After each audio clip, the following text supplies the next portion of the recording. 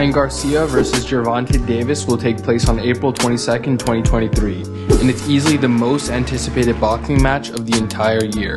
Two undefeated boxing stars with real knockout power are finally facing off, and one of their O's has got to go. But in this video, I want to explain the 3 key steps that Gervonta Davis and Ryan Garcia each need to take to win this fight, based on the specific weaknesses of their opponents. And in the end, I'll reveal the sad truth about how I think this fight goes and who I think will win. And if you haven't already, be sure to head over to our website, ufcbettingpro.com, so you can get UFC bets and breakdowns from an actual professional sent directly to you for every UFC card. And you can even watch UFC with me and the community live on voice chat every weekend. So stop wasting hours of your time researching and losing money betting on UFC and start winning. Not to mention, our betting results are actually third-party tracked, so you know just how profitable we are and that you'll actually make money with our picks, unlike most of the other guys in the sports betting business. But anyway, let's get into the video. First, let's start with the 3 key steps that Gervonta Davis needs to take to win this fight. So the biggest hurdle that Gervonta Davis needs to overcome in this fight is a significant height difference, since Gervonta Davis is 5'5" while Ryan Garcia is 5'10". So that leads me to step 1, which is that Gervonta Davis needs to mix up his entries into the pocket. See, the biggest mistake that you can make when you're facing a taller opponent like Ryan Garcia is to make linear and predictable entries into the pocket, because that just makes it way too easy for Ryan to time your entries and hit you with the check left hook. And so if Gervonta Davis actually wants to get inside of the pocket and land a shot on Ryan Garcia, it's important that he mixes up the path which he takes to get inside and also hide it with plenty of feints and jab setups to avoid getting countered when entering Ryan's range. Davis,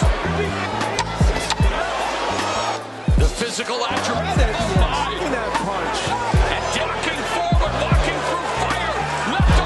Step 2 for Gervonta Davis to win this fight is for him to keep Ryan Garcia moving backwards. See, one of the biggest tells of Ryan's inexperience in the boxing ring is how little he utilizes the jab in his fights. For someone who tends to be the taller opponents in his matchups, it's almost obvious that you should be using your jab to manage the distance and dictate the pace of the fight. But since he doesn't, Tank has the opportunity to back Ryan up against the ropes and apply pressure. And this would be beneficial considering just how bad Ryan Garcia's defense tends to be. See, Ryan sometimes has a bad habit of stretching his arms out seemingly to either parry or clinch his opponent when they throw a punch, and it honestly doesn't work very well for him. The best example of this was Ryan's fight against Luke Campbell, in which he stretched his arms out in defense while on his back foot and got caught clean and dropped. Just look at how when Ryan anticipates a second punch, instead of shelling up, he reaches his arm all the way out. Matter of fact, Ryan made this exact same mistake against Tago as well. Best punch of the fight for Tago, probably the only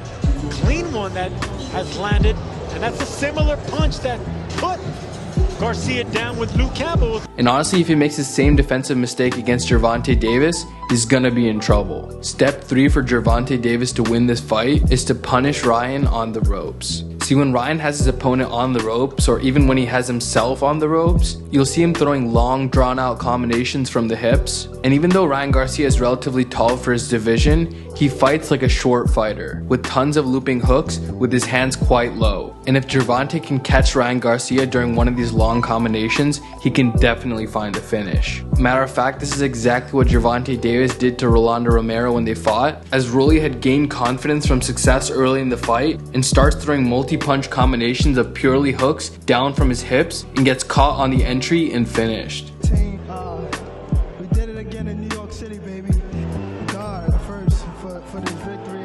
And when you consider their respective punching power, if Ryan Garcia tries to stand toe-to-toe in the pocket with Gervonta Davis for extended periods of time, Gervonta has a good chance of putting Ryan Garcia out. Next are the 3 steps that Ryan Garcia needs to take to beat Gervonta Davis. Step 1 is for Ryan to use his straight punches like his right cross and his jab to manage distance in the fight. See, being the taller fighter, it's extremely important that he dictates the pace of the fight with his jab and also uses his footwork to circle out anytime he's backed up into the ropes. Matter of fact, if you watch Gervonta Davis's fight with Mario Barrios, you'll realize just how close that fight was leading up to the fight ending sequence. Matter of fact, a lot of people had Barrios winning that fight, and that's because Barrios actually used his range to his advantage by landing straight punches on Gervonta Davis so he couldn't get inside the pocket and counter him. And Barrios' game plan in this fight is definitely something that Ryan Garcia should consider implementing, because the last thing that Ryan Garcia should do in this fight against a shorter, heavy hitter like Gervonta Davis is to turn this fight into a brawl. Step 2 for Ryan to win this fight is to win the early rounds. See, Gervonta has a habit of cruising in the early rounds, even up to the 6th round at times, and so it's important that Ryan stays active and steals these rounds to put more pressure and urgency on Gervonta as the fight goes on, because there would be a real chance for Ryan Garcia to win a decision if he does stay on his bike and outpoint Gervonta on the scorecards. And I think it's crucial that Ryan doesn't actively headhunt and try to chase the finish, because if he does end up overzealous like Rolly Romero, he will pay the price for it. Lastly, step 3 for Ryan Garcia to win this fight is to command respect with the check left hook. See, Gervonta Davis does have a habit of getting countered since he is the shorter fighter, and that was more than obvious in his last fight against Hector Luis Garcia. And so the best way to command respect from Gervonta would be to counter his entries with the check left hook, to discourage him from trying to enter the pocket, and also to make him rethink his entries. And not to mention, there will always be a puncher's chance, and if Ryan does happen to perfectly time Gervonta's entry with the check hook, there is a chance that he could find the finish. Overall, even though Ryan Garcia is a great fighter with a bright future in the sport, the sad truth is, this is an extremely difficult matchup for him at this early stage in his career. And even though I did lay out for you how Ryan can win this fight, with straight punches and strong use of the jab to dictate the pace of the fight, the reality is that just hasn't been Ryan Garcia's style throughout his career, and I find it unlikely that he'll make such a significant adjustment for this fight. And even if he does plan on fighting with the similar style that Mario Barrios did against Gervonta Davis, I'm not sure if Ryan Garcia has enough experience to keep that up for all 12 rounds with no major hiccups. And I'd have to be dumb to fully count out Ryan Garcia from this fight, considering he'll always have a puncher's chance. And maybe he will make those adjustments I mentioned and actually take advantage of his range. But at his age of 24 against Gervonta Davis, who's 28, there's a significant difference in the amount of experience that they've had